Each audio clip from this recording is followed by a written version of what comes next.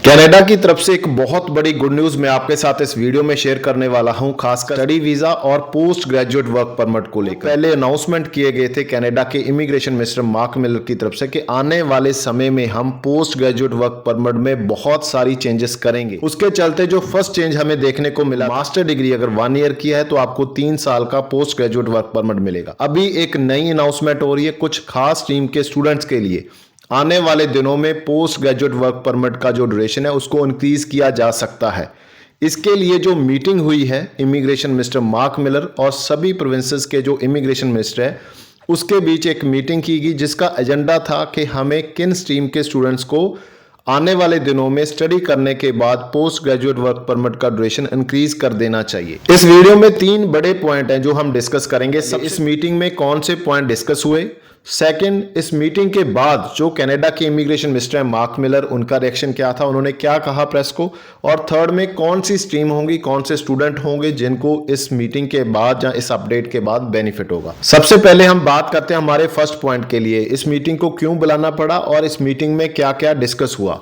इस मीटिंग को इसीलिए बुलाना पड़ा क्योंकि सभी प्रोविंसेस की तरफ से आईआरसीसी को कंटिन्यू रिक्वेस्ट गया कि हमारे पास 2 ऐसे स्ट्रीम हैं जिसमें हेल्थ केयर और ट्रेड्स को लेकर जहां पर कंटिन्यू लेबर शॉर्टेज की प्रॉब्लम आ रही है, जिसके चलते प्रोविंसेस को बहुत बड़ी प्रॉब्लम्स को फेस करना पड़ता है। हमें चाहिए कि हम इन 2 स्ट्रीम में हेल्थ केयर और ट्रेड्स में जो स्टूडेंट स्टडी करने आ रहा है उनको ज़्यादा पोस्ट ग्रेजुएट वर्क परमिट देना चाहिए, ताकि हम पूरी दुनिया से जो टैलेंटेड बच्चे हैं उनको अट्रैक्ट कर पाएँ कनाडा की तरफ, और हमारा जो लेबर शॉर्टेज है हेल्थ केयर में और ट्रेड्स में उसको हम फुलफिल कर पाएँ जल्दी से जल्दी। तो ये मेन टॉपिक था जो इस वीडियो में डिस्कस हुआ, इस मीटिंग में डिस्कस हुआ। इसके बाद जो कनाडा के इमिग्रेशन मिनिस्टर का रिएक्शन था, उन्होंने कहा कि हम इस पे पॉजिटिव जो सोच रखते हैं और हम चाहते हैं कि हम उन बच्चों को अट्रैक्ट करें जो टैलेंटेड हैं और हेल्थ केयर और ट्रेड में आकर कनाडा में जो लेबर शॉर्टेज की प्रॉब्लम है उनको सॉल्व करें। मगर उसके लिए उन्होंने प्रोविंसेस से डेटा की डिमांड की है कि आप हमें डेटा प्रोवाइड करिए कि आपके प्रोविंस में कितने टेम्पररी रेजिडेंट हैं, उसमें से कितने स्टूडेंट हैं, कितने पोस्ट ग्रेजुएट वर्क परमिट पे हैं और उनका स्ट्रीम क्या है। और ये 2 स्ट्रीम जो हेल्थ केयर और ट्रेड है इसमें आपके पास क्या डेटा है, कितने स्टूडेंट हैं, कितने पोस्ट ग्रेजुएट वर्क परमिट पे हैं। इस डेटा के बेस पर ही हम आगे डिसाइड करेंगे कि हमें किन बच्चों को बेनिफिट देना है और कितना बेनिफिट देना है, यानी कि पोस्ट ग्रेजुएट वर्क परमिट अगर इंक्रीज करना है तो वो कितना करना है, और इन बच्चों को क्या क्या प्रॉब्लम आ रही है पीआर लेने में, उस पर भी उन्होंने डेटा की डिमांड की है। तो ये डेटा प्रोविंसेस ने अभी इमिग्रेशन मिनिस्टर यानी कि आईआरसीसी को देना है। उसके बाद इस डेटा को देखने के बाद ये डिसाइड होगा कि किन स्ट्रीम्स को, किन स्टूडेंट्स को इसका बेनिफिट मिलेगा और कब से, मतलब कौन से ऐसे स्टूडेंट होंगे जो ऑलरेडी स्टडी वीज़ा पे हैं जहां फ्यूचर में अप्लाई करेंगे, कब से इसको इम्प्लीमेंट किया जाएगा, कौन से बच्चों को इसका एक्चुअल में बेनिफिट मिलेगा। मगर जो कनाडा के इमिग्रेशन मिनिस्टर हैं उनकी तरफ से बहुत पॉजिटिव नोट आया है प्रेस कॉन्फ्रेंस में कि हम बहुत पॉजिटिव हैं इस अपडेट के लिए, मगर इसके लिए हमें प्रोविंसेस की तरफ से जो डेटा है उसको अच्छे से देखना पड़ेगा। उसके पीछे उन्होंने रीज़न दिया क्योंकि कनाडा का जो इमिग्रेशन सिस्टम है उनका एक टारगेट है।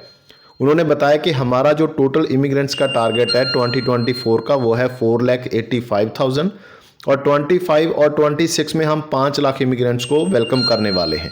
उसके साथ ही उन्होंने बताया जो पीएनपी का हमारा कोटा है वो 2024 का 1,10,000 और 25 और 26 का 1,20,000 हमारा जो टोटल कोटा है, हम इस कोटा से बाहर नहीं जा सकते। दूसरा उन्होंने बताया जो टेम्पररी रेजिडेंस का अभी तक 6.2% है, हम उसको कम कर 5% पे लेके आना चाहते हैं। तो इस पूरी अपडेट के साथ इस पूरे जो हमारा टारगेट है इस पे क्या इंपैक्ट होगा उस पे भी हमें बात करनी पड़ेगी। ये 2 बड़े रीज़न उन्होंने दिए हैं। मगर आने वाले दिनों में ये बिल्कुल तय है कि हेल्थ केयर के बच्चे और ट्रेड्स के बच्चों को पोस्ट ग्रेजुएट वर्क परमिट में बेनिफिट जरूर मिलेगा। कम मिले हो सकता है, ज़्यादा मिले ये भी हो सकता है, मगर जो बेनिफिट है वो आपको देखने को मिलेगा अगर आप भी हेल्थ केयर या ट्रेड में अप्लाई करना चाहते हैं। इसीलिए मैं हमेशा कहता हूँ अगर कनाडा स्टडी वीज़ा के लिए अप्लाई करना है, जस्ट अप्लाई नहीं करना, आपने किस कोर्स में अप्लाई करना है।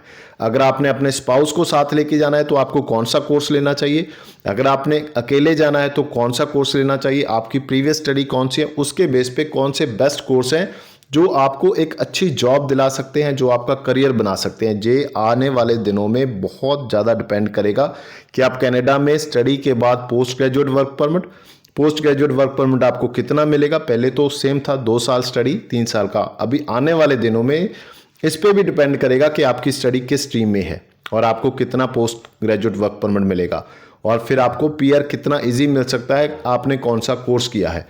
इसीलिए कोर्स को चूज़ करते समय बहुत ध्यान से चूज़ करिए, ताकि जो आपका जो सपना है कनाडा में पीआर होने का वो पूरा हो सके। उम्मीद करता हूँ आपको हमारे जो एफर्ट्स अच्छे लगते होंगे। आपने अभी तक अगर हमारे इस यूट्यूब चैनल को सब्सक्राइब नहीं किया तो सब्सक्राइब और इस वीडियो को लाइक और शेयर जरूर कर दें। Thank you so much.